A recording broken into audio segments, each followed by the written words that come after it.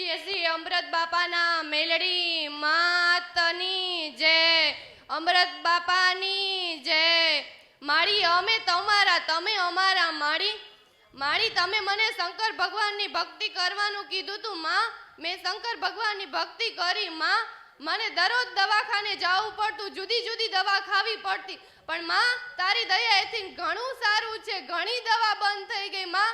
હવે તો ડોક્ટરે એમ કીધું તું હવે હોસ્પિટલ ન આવતી માં, અને માં હવે ઈ દવાખાના તો બંધ થઈ ગયા તારી દયાથી માં, ઘણું સારું છે ઘણું માં।